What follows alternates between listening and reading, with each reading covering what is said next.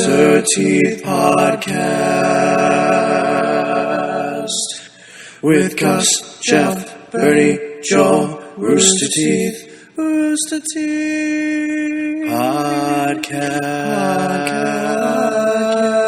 Podcast. That was awesome. In case you can't tell, we're in the acapella phase of our theme song entries. It seems like there were definitely, there's like, you can mark when our podcasts were made. It's like, early on, there was a lot of like solo guys with guitars, and it moved on to like rock riffs. Then it was like rap and remixes, and now it's like, what's that? College acapella groups. Things I learned in the drunk tank today. Being celibate does not make you a monk. That's the first thing I've learned today. What was that? Was that something like a Gregorian chant? I feel like we should talk about church now.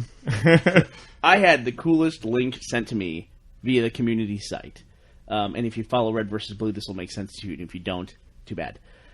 Someone sent me a link that there is a new programming language. It's an AI programming language developed at MIT, and it's called Church. Irony. Nice. Is that irony? Maybe. That's coincidence. It is irony. Or is that No, coincidence? No, that's coincidence. Did you know? Why would that be irony? And who's it named after? What's that? Who's it named after?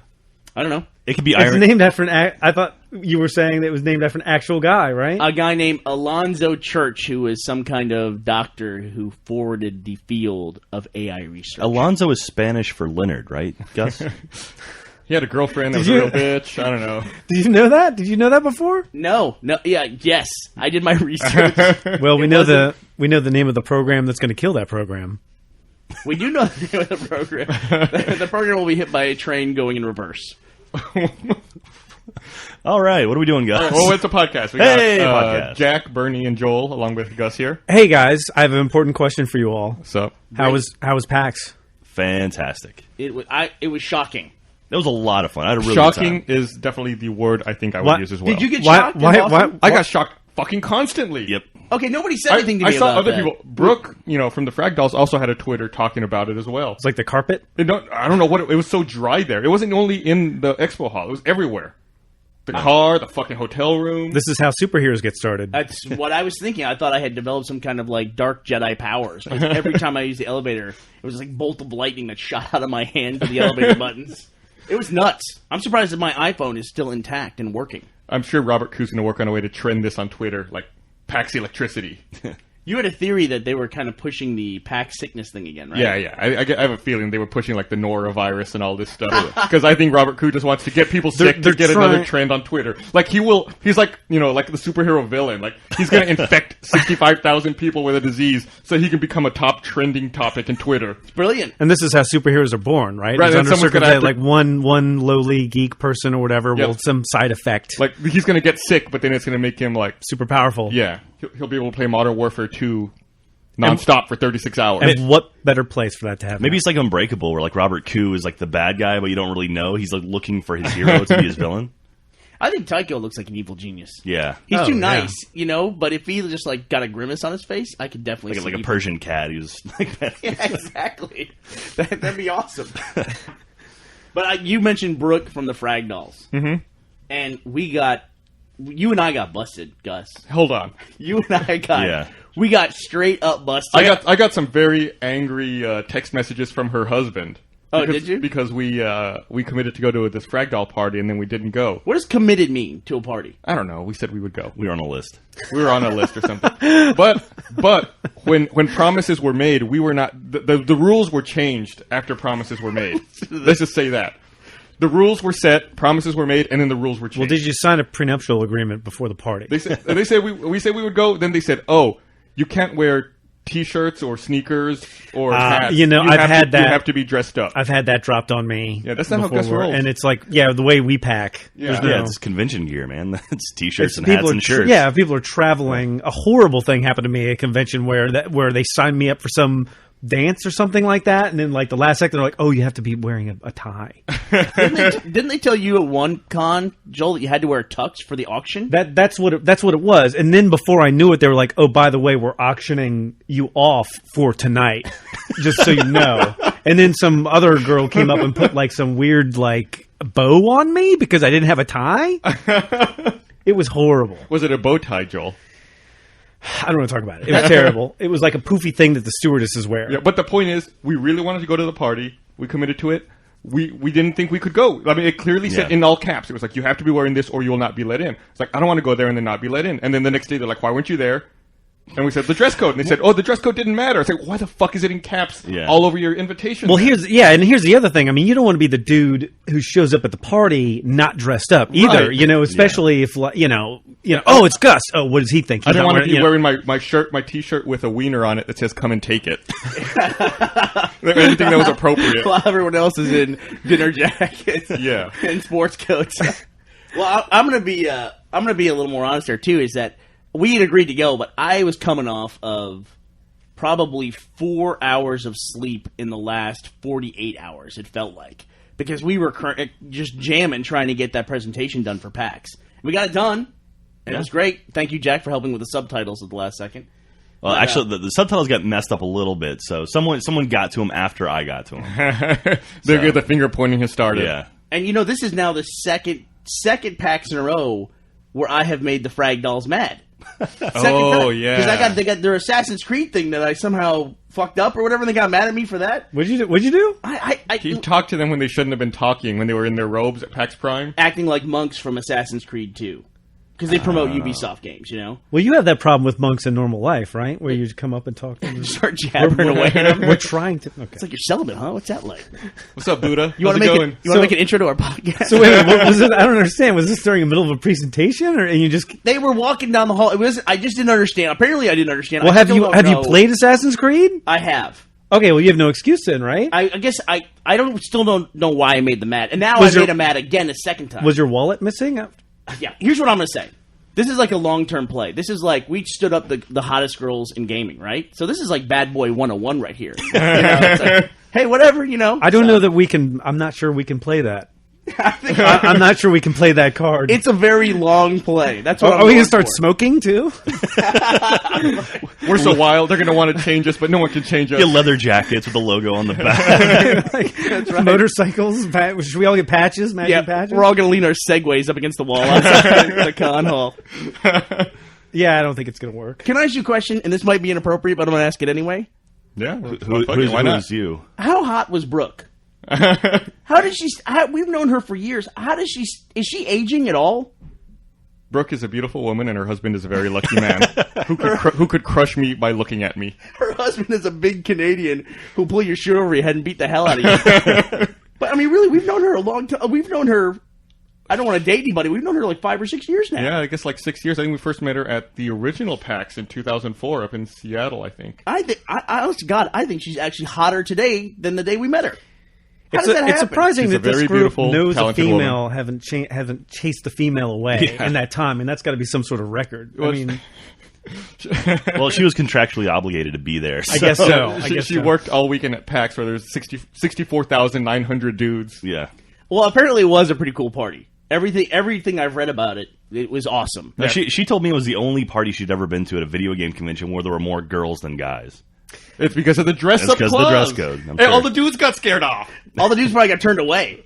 Yeah, that's probably That would have been us. We would have been at the door, standing in the fucking snow. We're like, oh, can't get in. Hey, guys. Then I'd be the one sending angry texts. I don't want to be having to like pack a suit, to every deal, but maybe I have to. Just put in a no hoodies clause, and you'll eliminate, honestly, half the guys. 3/4 or so. And, I mean, who knew it was going to be a good party? Honestly, right? Who knew it was going to be a good party? You've been to these industry parties before, oh yeah. Right? I mean, they're all... The funny thing is I saw pictures from that party. And everyone is happy and smiling and looking good, and none of them look dressed up. Really? Yeah, well, see, that's the thing. Yeah, apparently the dress code was... It's like a picture of like didn't mean anything. 30 hot girls and like 3 dudes, and they're all smiling, especially the 3 dudes. Those dudes are still talking about it. Yeah. No one was there. I don't know what happened. It was great. Man, PAX was... There were tons of girls we could never hook up with there. I talked to one, but I wasn't looking at her. Yeah, plus big industry parties. Have you been to enough of those, Gus? Oh, yeah. I feel like I've been to enough of them, too. Yeah, instead of going there, I hung out with a bunch of people from the community website. We hung out with the internet. Yeah, at the Sheraton Hotel. was a good time. Yeah. That PAX was awesome. It turned out like... Here, we're at an industry party now. Hey, what's going on, everybody? Hey. So How's that thing you're working on? Are you working on something secret you can't talk about? Here's my business card. Take my business card. I've got another one. I'm working on something. It'll come out Q4 2012. I can't talk about it What? yet. So all the drinks are free, right? I have one drink ticket left. No, we're working on Red versus Blue. I heard there's a girl here somewhere. No, we're still working on it. Yeah, it's still going. Well drinks. I want a well drink. No. That's Tucker. I'm the other blue guy. No, I'm not actually on the show. No, I'm not Caboose. No, I don't know. Caboose isn't here. Hey, who let in the guy in the hoodie? There, you've now been to every industry party for the video game industry ever. A little theater on the podcast. Sound effects make everything better. No, but this PAX was a lot of fun. Like the first time I went up to the convention hall, the expo hall, though, I was a little nervous. It felt a lot smaller. But then once you kind of got the geography of the whole place, it sort of made sense, and it worked a lot better. Did you guys feel that? Like the first time you walked in, it felt a little cramped? The first time I walked into the exhibitors hall, I thought that. Then I realized that I was only looking at half of it because it had that weird partition in the middle where there were bathrooms. There was expo hall on one side, bathrooms and expo hall on another side. So I didn't fully get the geography the first time. I mean, didn't they already say that they're going to have to go somewhere else next year? Yeah, they're going to the bigger convention center next year. Remember a few years ago, Joel, when we went up to Anime Boston? It was you and I. You were still living in L.A. at the time. And I was at the convention center, and then you called me frantic because... I told the cab, take me to the convention center, and he took me to the convention center, and it was empty. And I was like, all right. He took you to that other one. He took you to the one PAX is going to be in next year. Of course, right? There's always multiple convention centers. I think also it seemed like the booths were a lot taller this year.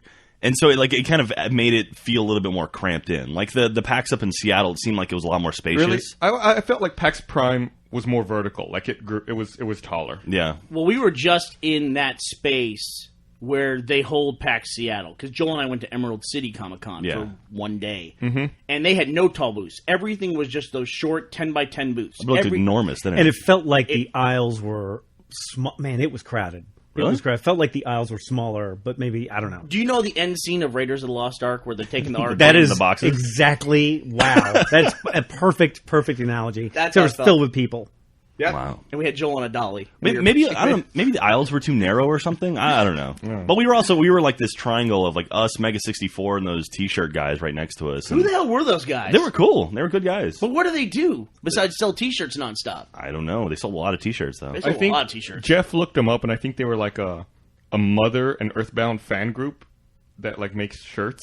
No kidding. Yeah. What is Mother? It's an old game for the SNES. Okay. They had 12 people. They had 12 employees there, though, right? Maybe NES. Yeah. It's funny. I talked to them when we were setting up, and I guess they're based out of. Hey, what do y'all sell over at that booth? Hey, have you guys met the Mega 64 guys yet? Who? Is that Rocco?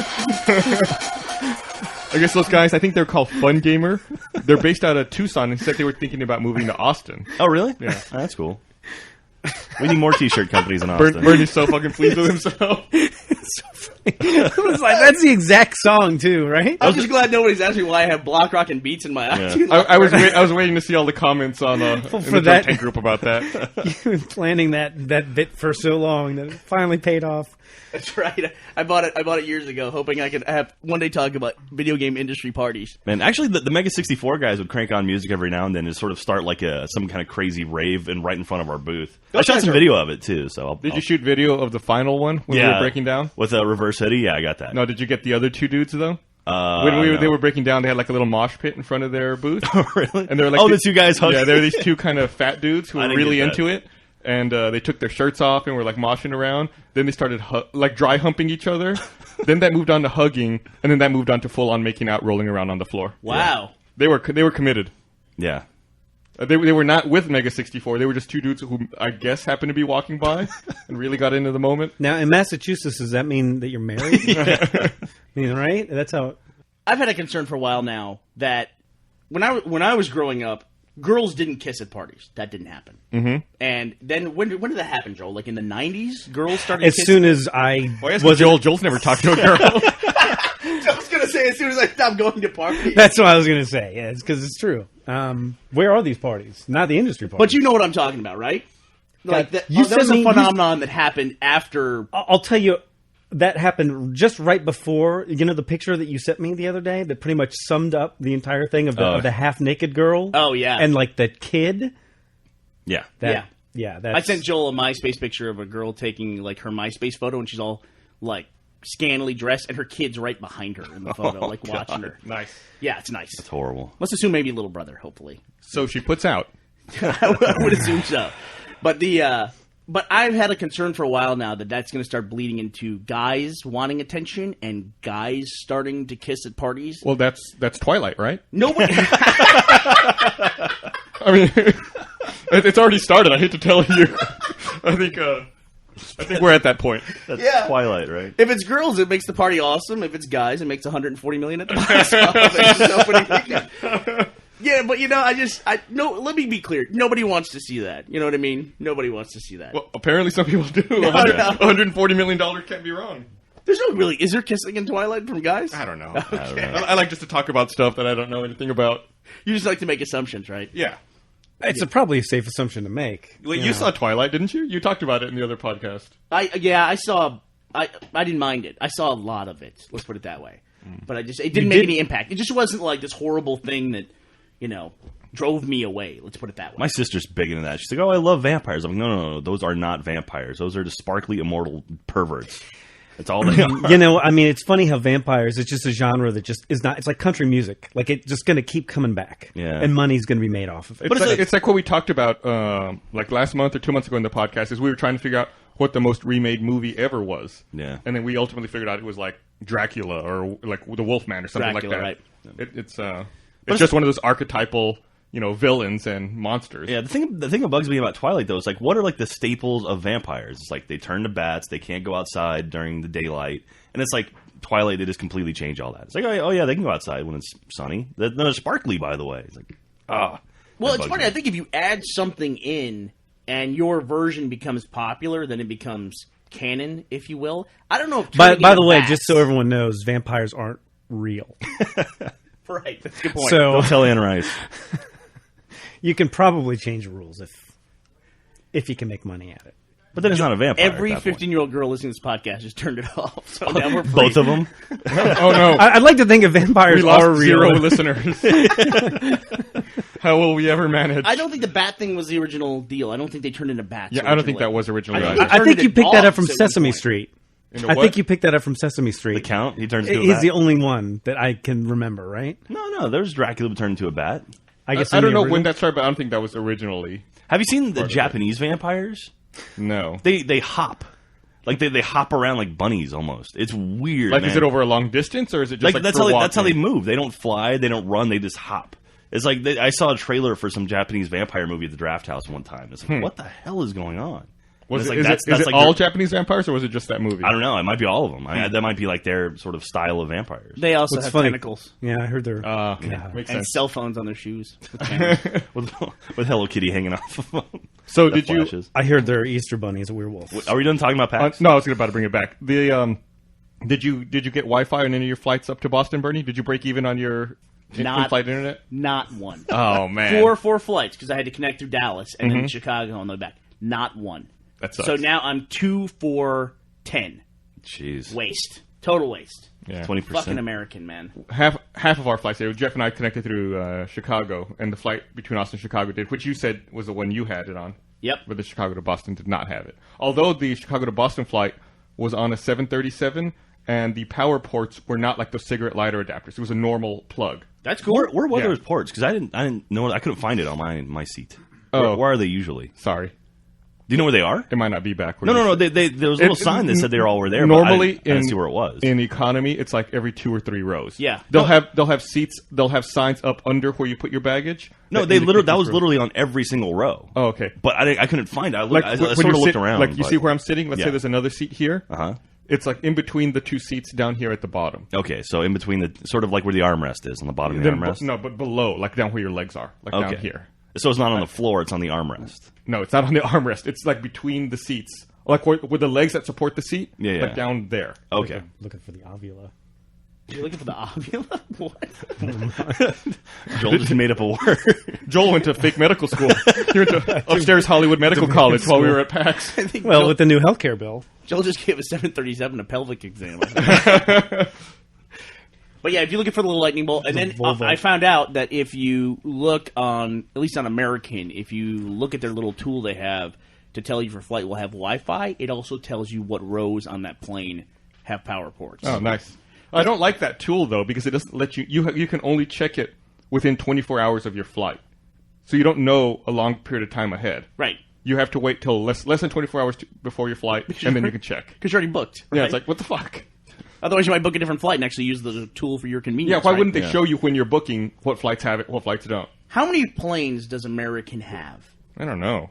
Like, how big 15? an endeavor would it be to put Wi-Fi on all their planes? How big would the fleet be? Okay, what's the over-under? I'll say, what's the over-under 1,000? What? 1,000 planes? Yes. They got 3,000-4,000 planes. It's over. Okay. Yeah, it's got to be closer to 5, I bet. Okay. I have no idea. You know, it's really scary when you know how many people are in the air at any one point in time. I take it back. American Airlines proper, the fleet size is 613 with 64 additional ones on order. Wow. How much was it? What's up? 613. That's it? Plus 64 on order. I could start my own airline. I got no planes, but I could add You can take a loan. 5 or 6. Give me a little bit of money, Sandpiper Air. a little seed money. Come on, Jack, let's do Then it. you'll fucking black the windows out and try to fly it with a camera hooked up to the rudder. Well, you're spoiling something that's coming because most people haven't seen it. Gus is referencing another video that we made, which goes back to the Mega 64 guys, because originally we had parts played by Monty and Frank that were going to be played by the Mega 64 guys. Oh, that's what they were going to play? Well, we keep threatening to do this team-up thing, and then we just can't find a way to get it done because they're busy with production and we're busy with production, and we're in 2 different cities. But hopefully when San Diego Comic-Con the rolls next around, the next time the booths are next to one another, there you go. I think that's sort of a staple now. I wouldn't be shocked if every PAX from now on, the Mega 64 and Rooster Teeth booths are very, very close. No, I'm sure it's intentional. Yeah. No, we are. We have been that way. Yeah. For now, 4 years? Or for the last 4 it's PAX? It's been like 3 or 4, yeah. Yeah. The MD-80 makes up almost 50% of American's fleet. Yeah. The MD-80 is a piece of shit, by the way. Yeah. Wait. No. But the MD-80 is also the plane that has Wi-Fi. Is it really? Yeah. I wonder why. I don't know. Before we get too far away, I just want to say the PAX where we were attached to the Bungie booth, the Mega 64 was not near us then. Okay, that's a good point. What? All right. I only say that because that was my first PAX I ever went to, so that's the reason why. Fair enough. And the one before that, we were across. We always find them, though, and say hello. Okay. So, Well, now we're actually near them. You did a thing. You did an interview for Achievement Hunter Weekly Update with the Mega 64 guys. No, it's Achievement Hunter in general. Oh, it's just Achievement Hunter. Yeah. And I saw the raw footage. Are you just going to put that up raw? Maybe. I've got some footage of like the dance party and stuff like that. I'll probably intersplice with it. But I've got, and then also one night when we were breaking down for the night, and then literally they were just breaking down and dancing instead of collecting all their stuff. They're breaking it down. At one point, I was waiting by their booth. Like I was just kind of talking with them, and they had a table at the back of their booth, and I guess under the table they had a lot of shirts and like overstock and stuff. And I guess one of the guys went back there to pull shirts out so he could restock what they had out. And he reached under there without looking, then like kind of jumped back, and then one of the Mega 64 guys like rah, jumped out from under the table. He's like, "What the fuck? How long have you been down there?" He's like, "I've been down there like half an hour waiting for someone." I guess he was just waiting, anticipating someone to come look for a shirt, and he like jumped out and scared them. That's dedication. The guy was like, "I reached down there and I felt a beard."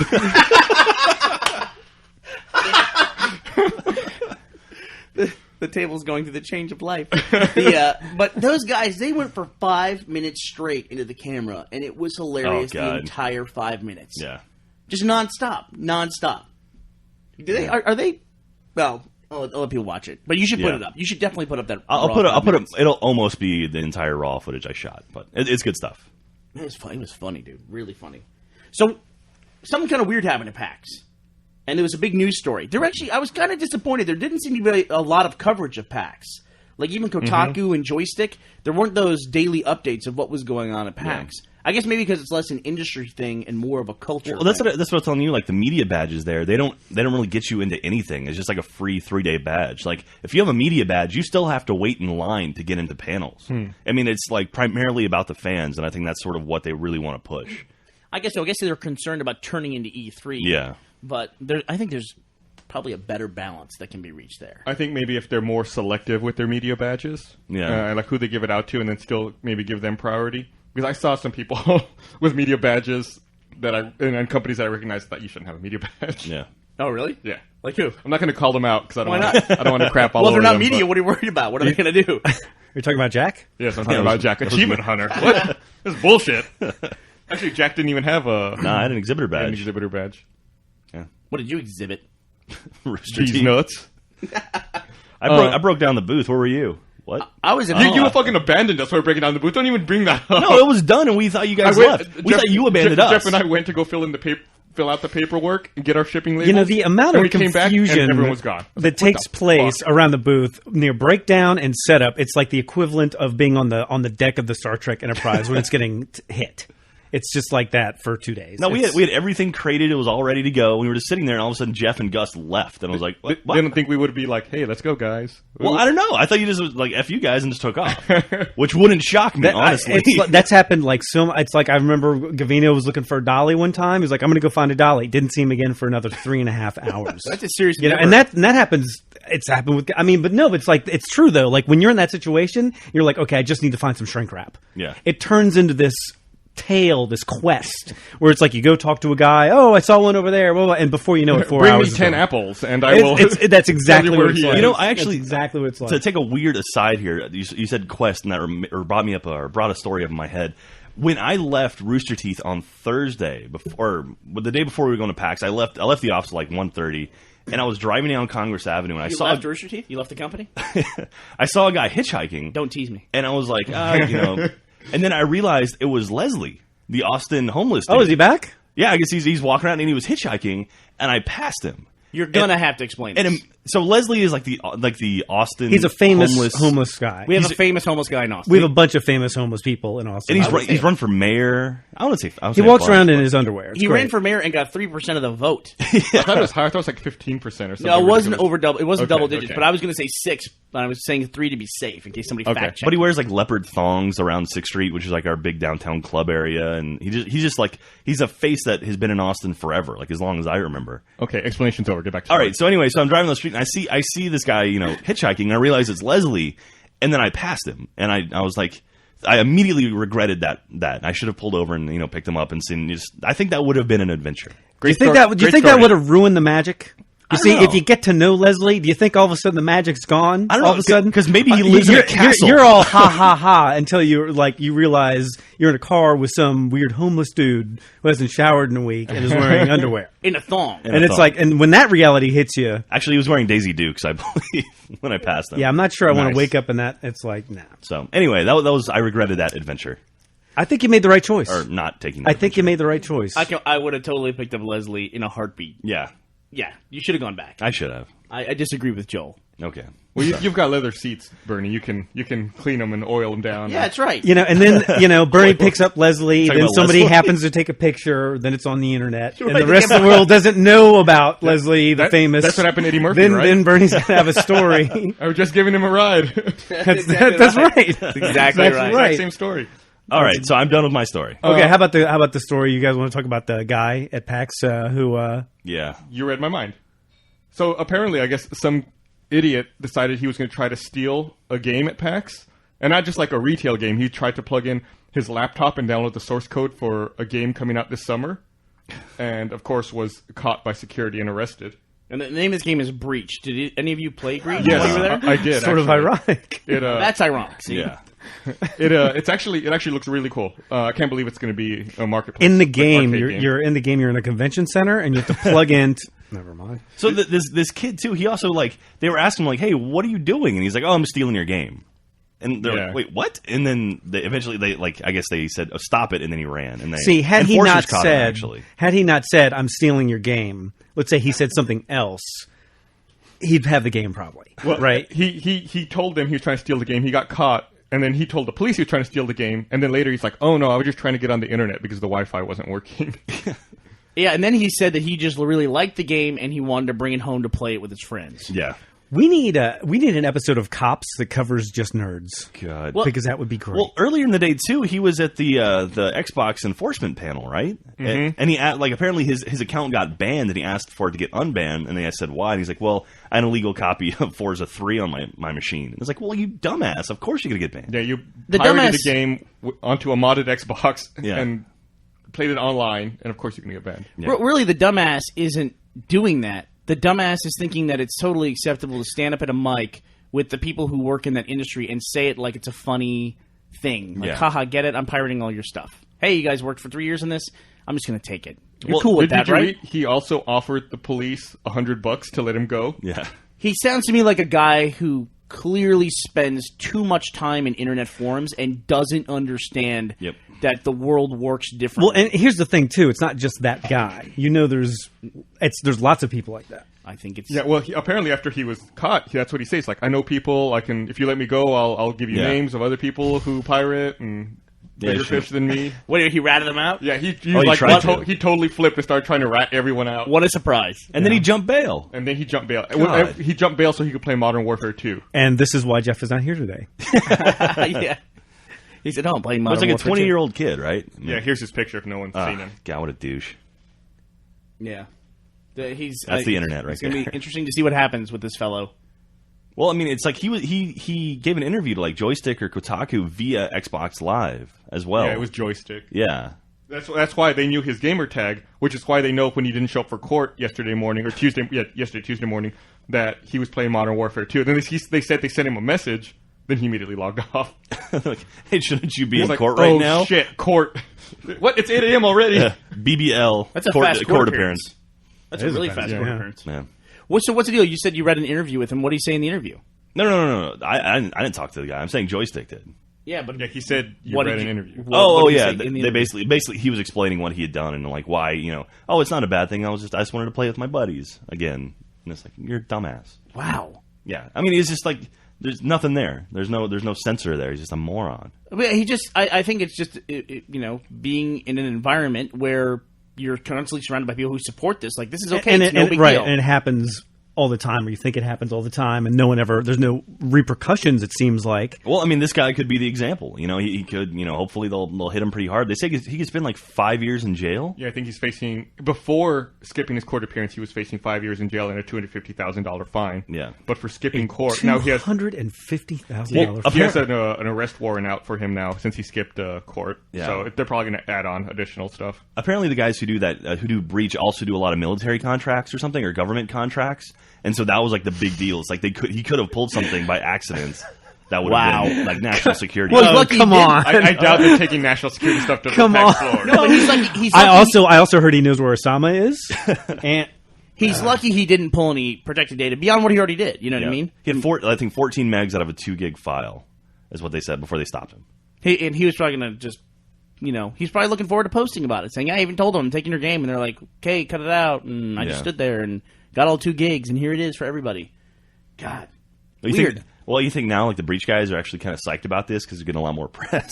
I honestly, I had not heard about Breach until this happened. Yeah, there you go. Yeah, I hadn't heard about it. Earlier in that day, I was walking around and I saw the game, and it looked really cool. And I was like, oh wow! Like I took a card, I talked to the guy there for a bit. I was like, I'll check it out later, and now it's this huge deal. What is it? It's like FPS. Yeah. Yeah. Yeah. Okay, then that's gonna be an arcade game. Yeah, $15. This was probably one of the best cons I've ever seen, specifically for arcade games. Yeah, because they had that. They had the Monday Night Combat. Monday Night Combat looked great. Yeah, it was like an alternative sports game, and I didn't get a chance to play it. But you did a interview with the developer. I talked to one of the guys who worked on it, so seems that'll like be up eventually. It looks cool. Seems like they're definitely pushing arcade games more and more. That's what this was like at the Xbox Live party here at South by Southwest. It was like all arcade. Yeah, that Monday Night Combat is like a Team Fortress 2 Powerball, basically. It's pretty neat. And I'm not sure if anyone else cares, but there was also a Hydro Thunder remake. Yeah? Hell yeah. That was pretty fun. That got to be in my top 10 all-time worst arcade games. Really? Hydro Thunder. Did you ever play Arctic Thunder? Yeah, it was in that era of video games when I think the arcade was dying. And everywhere I went where they had a lousy, shitty, like, 3-machine arcade. And 2 of them were, like, Big Buck Hunter. And Hydro Thunder, right? Or Golden Tee. Yeah. Exactly. It was one of those peripheral games. It was Area 51, the Buck Hunter game, and then Hydro Thunder. And if you're lucky, Time Crisis, which was actually a very good game. Time Crisis 2 is one of my favorite arcade games ever. Area 51's fun, too, if you play with both guns. That's a blast, like John Woo style. Just put in 2 quarters and play both players. That's a lot of fun. You ever done that before? Yeah. Oh, I worked in an arcade for like the first 3 years of my career. And it's all been downhill since then. Really? Was it the gold mine? No, I worked at so it was Sega City, then it was GameWorks, the one in Lakeline Mall. Speaking of Sega, why did Sega have a 10x10 booth next to us in the corner of the convention center? I don't know. Our booth was bigger than Sega's. Our booth was double the size of Sega. Yeah. What is that? I don't know, man. And it was staffed by a guy who I don't think actually worked for Sega. I think he just ran the booth. Maybe he was just a huge Sega fan. It was like, I want to set up a booth for them. He had a cool shirt though. That to me just says that they were not pushing anything. Or? No, they had 2 kiosks set up with like Bayonetta and some other game I didn't recognize, and a couple of like DS stations, right? Yeah. And that's it. Now, I'm looking at that. I'm like, maybe they had some other game that they thought they could start promoting. No, they weren't promoting anything. That's no. I know. Maybe when they made arrangements for the booth, maybe they thought they were going to have something out in time and didn't. Maybe that knew that Thief was going to be there. They didn't want their stuff stolen. Well, it's just amazing to think, like, 15 years ago, Sega was the number 2 gaming company on the planet. And here they are in a booth half the size of ours. That's, wow. The whole... Well, it might be that they didn't want to be there. They had the budget money to be there.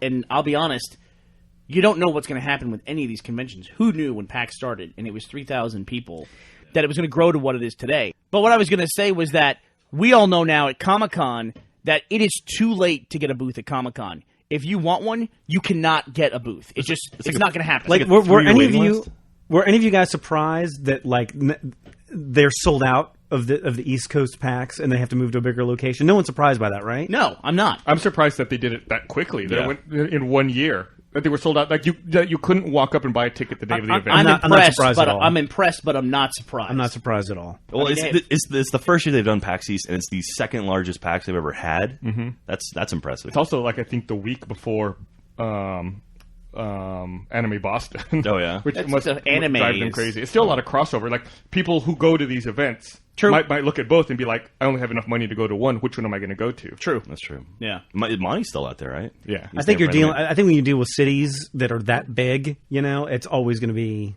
I don't know. You're always going to have enough market. I just realized we can talk about Monty now. Yeah, that's the first podcast. That's the first time anyone said his name on the podcast. Hey. And now he's not here. Yeah. He was going to be on the podcast. He's been here for 6 months wanting to be on the podcast, and he's out of town. When he first started, he was like, "Do you think I could be on the podcast? Like, you don't have to say my name, and I'll just be there and talk." I was like, "No, you can't fucking do that." I don't think that's the way it works.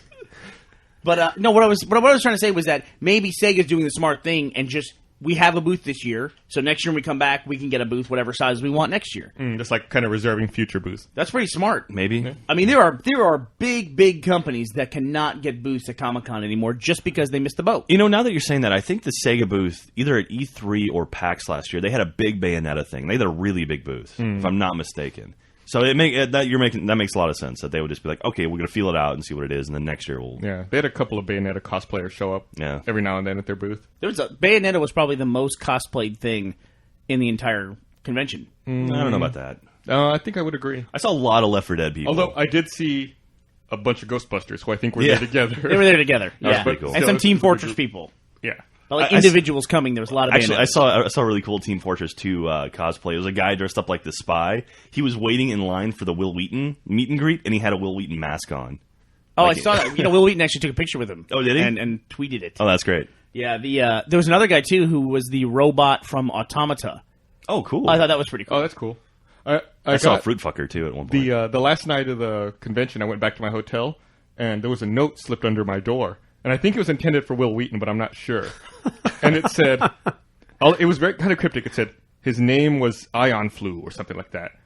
And he was awesome, just like your keynote. And I was like, okay. So you were next door to Will Wheaton is what happened. Nice. Did you guys, while we were in that hotel, which, by the way, I have to give a shout out to the Sheraton Hotel that's connected to the, what is it, the Heinz Convention Center? Heinz Convention Center in Boston. Congratulations, you were the worst fucking hotel in the entire world. I will say this. They had the best hotel internet I've ever had in my life. That is true. Yeah, it was fast. It was fast. Once you could get on it, once they got the right name on your room and you could register. You had trouble with that. Yeah, nice. we had big problems overall. Then we had a room in our name that we had to pay a whole night for that we didn't reserve, and they just gave it to us. So stupid. And we accidentally registered for a room. And it's our, No. We didn't accidentally register for a room. That's a fuck up on their end. No, I know. Yeah, they just said, "Oh, you have another room," and I said, "Oh, well, then give me the keys for that one too." And then there goes 160 bones down the drain. Yeah, that hotel internet was so fast. Like the first night, I was working out like a banner situation, and I had to upload a 250 megabyte file to FedEx. It uploaded in 7 minutes. Like it was uploading at 1.1 megabytes a second for a while there. For a second, I thought Gus said I was working out, and I was like, "What the hell? This is the most amazing story of all time." Yeah, Come on. I had a preview, like the Achievement Hunter Ad PAX East preview video that I uploaded while I was there. I cut and uploaded while I was there. Usually, when I upload those things, I'll start the upload, then you can start inputting details. And usually, it's like by the end of it, it's like we set it to private because we wait for them to get in high def before we push them live. That thing had finished before I'd even made it to that option. I just uploaded super fast. It was really, really cool to see, and I hope our new office has something similar to that. I was going to say, we might actually just be jaded by how bad our internet here is at this office. The internet here is terrible. Do you think we have the worst internet connection for a company that's based on the internet? Yes, I think so. Like, we're using a residential. Like, someone at home could have this internet connection and, like, use it, like, a couple. But we've got a small family. We've got a split between like 12 machines. We're running a business with, like, 9 people all sharing it. It's probably a good idea, though, with us. And by the way, we're talking about our office internet, not our server's internet. Yeah, that totally has, different. 50 megabits per second burstable to 100 megabits a second? It's 50 up to infinite, I think. Up to infinite, and we just charge for it. It's our office internet. We were trying to, surf what would Tyler Durden do and check email. Check Gawker and send each other YouTube pictures. Hey, the other day, I think it was yesterday, Count3D sent me this story. Count3D is a member on our website. Sent me this story online, and I think it's pretty good podcast topic. Apparently, there's this Japanese game developer called Overflow, and they produce like erotic video games, like animated stuff, like stuff you always associate with the Japanese video game market. Yes, you have my attention. They have this game that came out called Cross Days, and I guess what they did was they knew people were gonna pirate it and put it up on BitTorrent trackers. So the version that's online, if you pirate this game, it has a modified setup file. So when you run the setup file, in order to install the game, you have to fill out just a quick survey, like who are you, where do you live, stuff like that. But it's not in the retail copy; it's only in the pirate version. So when the pirates download the game illegally, they fill out the survey. The survey automatically posts to the game developer's website, along with a screenshot of their desktop at the time that they filled out the survey. Really? Yeah, and there's like a whole gallery you can see of people's people's desktops and like all their information, their name, their address. That's everything awesome. About and it's probably in the terms of service. It's in the terms of service. That they can post their desktop and they agree to that. Yes, they agreed to it. That's fantastic. But who's going to fill out a survey correctly? You're not going to put your real name and your information, right? Yeah, for a Japanese porn game that you pirated. I'm cool with that, man. Like, any way to start getting back to those people who are downloading games, sure, why not? Really? Yeah. Once you download a game illegally, all bets are off, in my opinion. But you don't know what you're getting. That's the big deal. That's the thing that I think people don't realize is you don't know how many people have modified those setup files to include some kind of keystroke program. Yeah, Trojans and all that stuff. Well, I don't know how I feel about this because that's the case of the developer doing it and then the developer putting it out there. If that was a police agency, that would be entrapment. It really would be. And then there's no equivalent of entrapment on a private level. But it's, you could say it's a prank, but what happens if, do they approve these things before they go up? I don't know. Or do they just automatically post? You could have some seriously personal information on your desktop. This is one of those things that just is not going to get settled until there's some weird, huge, massive lawsuit. I don't think that happens in Japan. I'd say since this is Japan, it probably won't happen. If this happened in America, it'd probably be a bigger story than this. Did you hear I'm sure it would go on for a long time. There may not ever be a lot. I'm sure it would go for years. Someone was reading a very, very thorough erotic fan fiction when they were filling out the survey. I'm not even going to read it in the podcast. I don't think our explicit tag covers what goes on in that. Well, there's a big deal in China. I was reading an article about it. And I'm gonna misquote the term here, I think, but I believe it's called meat searches or something like that. Meat as in MEAT? Yeah, like meat as in like steak, as in delicious, as in people. And the reason it's called that is it's a phenomenon where when they see something that's happened, like a videotape of a security cam footage of, say, a guy beating his wife or something like that, and it gets on their equivalent of 4chan. I guess our 4chan is equivalent of whatever they have, actually. Yeah. But that people get internet rage going, and then they determine as a mob group, let's find out who this guy is, and let's ruin his life. Oh, man. And Anonymous does that here. Not quite the same I wonder way. how successful they are at that endeavor. Well, there was a case, I was reading a long article about it, and one case was, and this is kind of gross and terrible, but it was about a video that couple made, man and a woman, where she basically stepped on a kitten. And it was just horrible thing, and her face was clearly on the video, and they could see geographic information behind her, they could see skyline and things, and they found this woman out, and just hunted her down, and just made both their lives miserable. Apparently she was like a school teacher or something like that. I'm just going from memory here, but it's and then of course they went into cases where they just end up ruining people's lives for things that aren't that big a deal. Like a guy cheats on his wife, which is horrible, but they just shame the guy basically out of his career and out of his home and everything else. Wow. And it's just, you can see, internet justice being metered out by these anonymous mobs. Yeah. It's like that Steve Bartman guy at the Cubs game, who ruined their World Series shot. Oh, the guy who stole the ball? Yeah, well, he knocked it out of the player's hand, and they lost the game and ended up losing and not making it to the World Series. Like, that guy, he's kind of dropped off the face of the earth, right? Like, people are trying to find him, and he's gone. People are still trying to find him? Yeah. Well, we got now that we're done with PAX, we got one more event coming up. We got the Alamo Drafthouse event. I need to correct myself real quick. Oh, sorry. Human flesh search is what it's called. It's a phenomenon of massive research using internal media such as blogs and forums. They should definitely rename it Meat Search. It is based on massive human collaboration. The name refers both to the use of knowledge contributed by human beings through social networking, as well as the fact that the searches are usually dedicated to finding the identity of a human being who has committed some sort of offense or social breach online. People conducting such research are commonly referred to collectively as the human flesh search engine. Wow, that's creepy. Interesting. It's like a collective. So what you were just talking about reminded me of that. Okay. It's almost like distributed processing on a human level. I've seen how disputes get resolved and how people organize in forums and this, that, and the other thing. Yeah. Probably not the best system. I'm just saying. Now, next thing you know, you're at a convention trying to download a game at the booth with the people who made the game. Haha, all fun and jokes, right? That's like personal piracy right there. Are you trying to get away from PAX? So we should talk about the panel. No, I was going to talk far. Oh, no, I was just going to talk about our event tomorrow. But no, Alamo? the panel. All right. We should talk about the panel. It's a good segue because it has Yeah, that's crossover. true. Yeah. You guys want to be alone to talk about this and work this out? I can step out. Me and Joel can go get a drink. So the panel went really, really well, I think. I wasn't in it, or I introduced it, but I wasn't in it. How do you feel about that? Feel about what? Do you want to talk about it? You brought it up. It hurts. No, really. You brought it up. Why would you bring it up? What? That you weren't on the panel. Does No, it bother you? I'm just saying. God damn it. But you said it, though. Do you feel bad about it? No, I don't feel bad about it. Well, you shouldn't because you don't deserve to be on it. That hurts. Do you feel bad that they're hurts. going to mute all your dialogue in the podcast? That's true. I'll just recut things he said in the past. What are you doing, guys? I am stupid, Ghost. We were showing, at the panel, we were specifically showing the first couple episodes of Season 8 of Red vs. Blue. And we showed another video to start off with. That was we've talked about it on the podcast before, where Gus and Jeff were sore last week. Yeah. they made this video. Why I got horribly sunburned. Yeah, when Jack gets horribly sunburned, right? And so we showed that first. And there's videos of the panel online. If you really probably wanted to spoil some of the stuff and see shaky cam versions of what we showed. Are we leaving those up? What do we do? Take down everything on the internet? I know. Brandon gets excited about that stuff.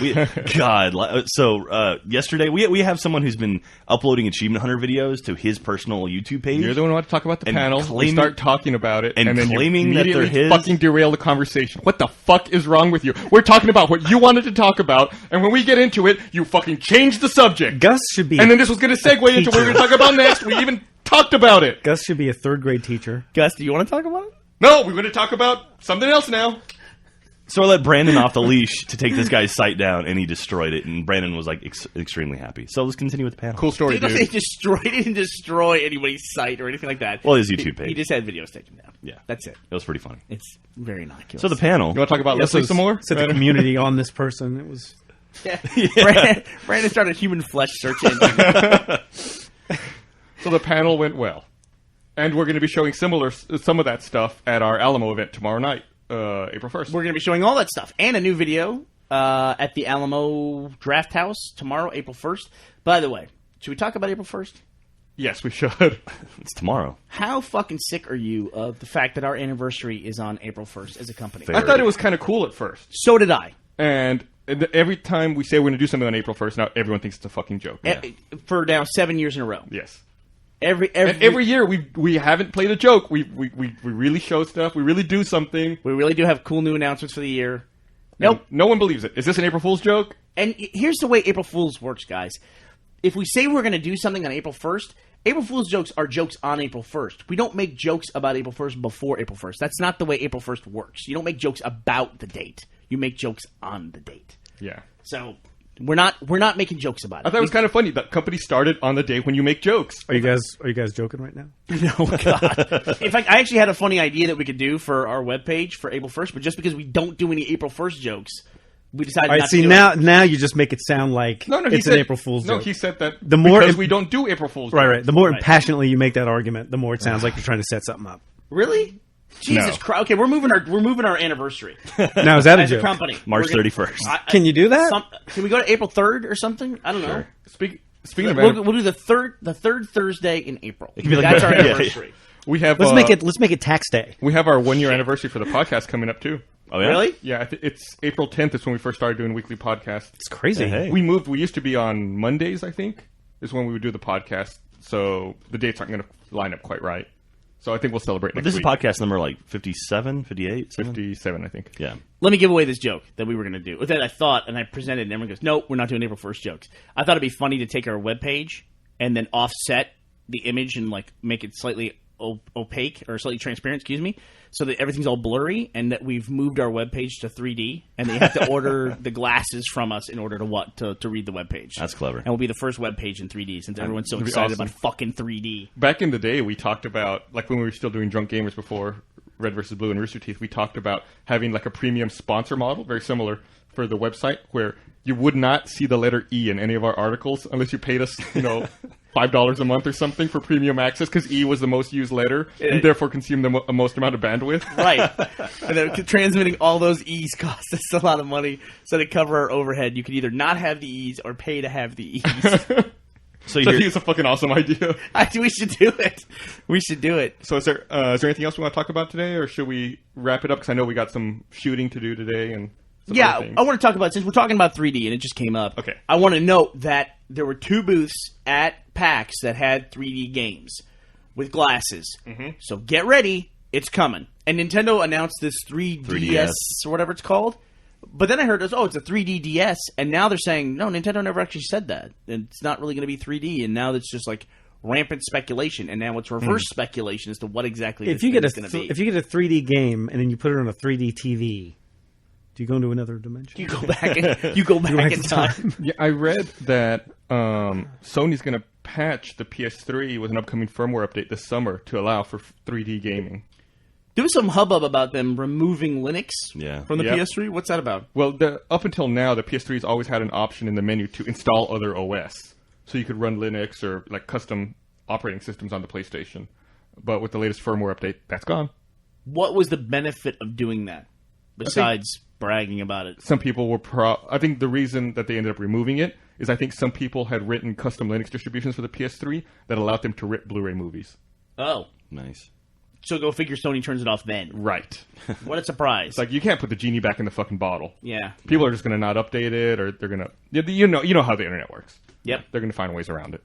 So I heard Clash of the Titans has killed 3D. Speaking of 3D. It might have from What here. are you saying? Why is I that? hear the 3D... Like, they shot it 2D and then sort of, like, reverse engineered 3D out of it or something. It's not going to work. And apparently it's terrible. They're talking about doing that with Star Wars. Yeah. But I've heard nothing but bad. Yeah, I've heard some bad. They need to stop. The original trilogy. No. And Lord of the Rings are going to do 3D. No, not too. the original trilogy. The special edition. Oh, sorry. Yes. The special edition original trilogy. I've never seen a franchise where they're just like making it worse every... I'd go see it. I'm sorry. I don't know what to say. I'd definitely go see it. You would go see it too, Joel. I would go see it. I would go see it. But then I would complain afterwards. I would bitch about it before. I'd go see it, and I'd bitch about it after. Although, you know what? I was totally wrong about Avatar, so I don't know. Actually, a couple years ago, for Quint's birthday, for Making It Cool, our buddy Quint, he has a 16mm copy of Empire Strikes Back, an original copy of it. and we watched it at the Alamo, and it was one of the coolest things I've seen ever. Yeah? Yeah. And that was the only time I've actually ever seen, the original print in a theater, because I was too young when it came out. So Were the original prints 16 millimeter and not 35? I think they probably had both. Okay. But I think he has a 16 copy of it. I think that was 79 or 80. It was 77, 79, 81? Yeah. Or 82. 82. Yeah. So it was before you were born. before I was born. When were you born? 82. So 82. So you never saw a single Star Wars movie in the theater? Nope. Until So they when was re-released them. Oh, yeah, the re-releases. So let me ask you this. Did you grow up a Star Wars fan? Kind of. Like, I was more into comedies and stuff when I was growing up as a kid. Like, my dad raised me on, like, Blues Brothers and Cannonball Run and stuff like that. And so I really liked that kind of stuff. But I never really got into sci-fi until I started getting into computers, probably around, like, 8th grade or so. So I guess Around the time you could have either gotten into girls or nerdy stuff, Exactly. you chose the nerdy stuff. How did that make you feel, Jack? You want to talk about it? You brought it Let's up. talk about it. You want to talk about your dad? You have a pillow? I can lay down. Let's tell me about the Blues Brothers again. We can do this NPR style. But yeah. We've done that already. So what was the first time that you saw Star Wars: A New Hope? And how did you see it? I probably saw it on VHS. How old were you? It didn't come out for a long time. Right. Yeah. You may have seen it on HBO if you ever had that. I know, Yeah. like when I was a kid, that's how I would wait for it to come back on HBO. And I'll tell you what, the first movie that I remembered seeing in a theater that really blew my mind was Jurassic Park. Like that, and that was I think 6th grade for me, and that was the movie for me. That was my Star Wars. I would say that was the movie that made me want to get into filmmaking. Really? Yeah, I can tell you which theater I saw it in. I saw the Alamo Lake Creek up in North Austin. I saw it probably 6 times the first weekend it came out. Yeah, like I remember I literally would go see the movie, get out, go back, and get in line to buy a ticket for the next one. I wonder if you've even seen the original. I guess you have seen the original trilogy, like the way they aired theatrically, or yes, yeah, those they've are since available released them on DVD again. Yeah, But no, they were for a while, and I think they're gone Yeah. again. So you didn't see Star Wars in the theater. No. You did not see Indiana Jones in the theater. I have now, but not when I was a kid. Right. Interesting. Yeah. Very interesting. What about you, Gus? You were born after Star Wars, right? I was born in '78. I was too young to remember, but I saw Empire in the theater, and I do remember seeing Jedi in the theater when I was So when did you see Star Wars? like anytime. Like I said, anytime I'd wait for it to be on like HBO or something. My family didn't have HBO, but I had a neighbor who did. So when I knew Star Wars was going to be back in their rotation, I'd go over and watch it constantly. Okay. Joel, think about that. Can you imagine today if they put something out by in the theaters? way, I was on set when they shot it. So. Oh, were you really? Yeah. Jack was good friends with Chewbacca. You were not really on set, were you? No. Okay. Who knows? I am that old. You said that with confidence. Well, you were old enough when it came out. You saw it in theaters. I told that's the thing. I know what you were getting ready to say. Where it's like, I'm not sure that it's possible to have an experience like, I remember being like 7 or 8, seeing Star Wars in the theater, going, this is unbelievable, and then it's gone. Yeah, that I know. And then it's gone. Can It's you gone for imagine? years and years You and just years. talked You have about it for years. Any access you had to that universe, to that whatever, you would do it. Like I remember the action figures. Was that's the what closest thing you could get. That's why the toys blew up, right? Toys. Yeah, you probably. would like try to recreate the story in your mind, or like try to remember it. Like, you could not watch it. Like that's the thing. Like we spent more time probably recreating it in our head, going over it, than we did viewing it. Which is now that's not how it works now. And there weren't TV shows and video games and No. That's it. Like any access, like if Harrison Ford was on a news interview, it'd be like, oh my god. I just remembered. I actually had a VHS copy. I recorded it off of HBO. But when was that? HBO. It was like, oh shit! I must have Years been, after it was the like fact, though. 88. Yeah, 88, 86. I put them I copied them onto VHS, and like that's what I would do. Like I would watch on the weekends. Right. But even but when there was still and even then, it was like a VHS copy that I made off of my TV. Even when like Return of the Jedi came out, they didn't re-release the other ones. I think I heard they did, but in limited runs. But you just had to remember what the story was about. I saw Star Wars in the movie theater. I saw it 36 times in the movie theater. Jesus Christ. Because it was also a kids movie, so all my parents' friends took me to see it because they all wanted to see it over and over again too. So we were always going to see that movie. It was like a medal that you wore. Yeah. I saw it 12 times. Yeah. I saw it again. Saw it 13 times. Man, I can't imagine how many times I went and saw. But all those movies combined. It's just a testament, and we've come such a long way that now we have so much available on demand and instant access. Well, it's like we were talking about Disney and how they will put stuff in the vault, quote unquote, and to like sort of create demand or whatever. I mean, I think there's something to it. I think so too. And look, we're talking about Avatar. It's coming out next week or the week after on DVD. Mm-hmm. That's crazy. Yeah, well, I mean, who makes that decision nowadays, not the director probably anymore, it's probably the studio heads, where it's just like... I would imagine James Cameron was heavily involved in that decision. Did you see the... Was he? I don't think anyone's going around James Cameron determining when his movies are coming out. I'm sure no one wants to upset the multi-billion-dollar filmmaker. Yeah. Did you see the thing I about... guess so. Did you see the thing that James Cameron said there's not going to be any trailers or previews or commercials on his DVD because he's like, my movie made $2 billion, you're not putting commercials on my DVD. Yeah, I mean, that's a DVD you're going to have for 10 years. You don't want to see, coming soon, The Blind Side 2. It's just Avatar's going to be the Twister of new systems. Do you remember when DVDs first came out and people were showing off their stereos? It was always fucking Twister. Really? Was it Twister? But the movie that sold DVD players was The Matrix. Yeah. See, I remember reading about DVD players and everything, and reading about home theaters before I could afford a DVD player. It seemed like the movie they always had in the screenshots was The Fifth Element. Yeah. And I think that's the only reason anybody saw The Fifth Element was because of DVD. The shot of her jumping off into the cityscape. Yeah. That and Dark City. Those two movies, Matrix did extremely well on DVD. Yeah. But you would never have heard of Dark City and The Fifth Element if it hadn't been for DVD coming out. I think I saw The Fifth Element in the theater. I saw Dark City in the theater. I saw Dark City on DVD. I forget why. I forget why I saw it in the theater, but then I saw Matrix. I was like, oh, this is Dark City 2, basically. Yeah. And then it was like, what's Dark City? And I was like, it's so much better than this. Yeah, Dark City was really good. You thought Dark City was better than The Matrix? That's madness. I should say Dark City is better than the Matrix trilogy. Well, it's one movie. So compare Matrix to Dark... Shut the fuck up. Fight. All right, well, let's wrap up. We got a lot of work to get done. All right, no other plugs? Everything good? We got the thing tomorrow if you're in town. Is that sold out? How about the first episode of Red vs. Blue Season 8 is tomorrow? That's right. April 1st. What time? 7 p.m. Central? Joke's on you. What time are we going to put that up on the website? 8, 7? Are we going to have... Oh, that's a really good question, and one that we are debating. I know that it'll be up 3 hours ahead of everyone else for sponsors. It'll be up. And then we're also trying to work on a way to do some other cool stuff for sponsors as well. But we're still working on it, so I can't really talk about it. But please watch the website if you're a sponsor, because I would hate for you to miss it. It might be a limited window kind of a thing. Thank you. So be on the lookout. So probably around, afternoon, I guess?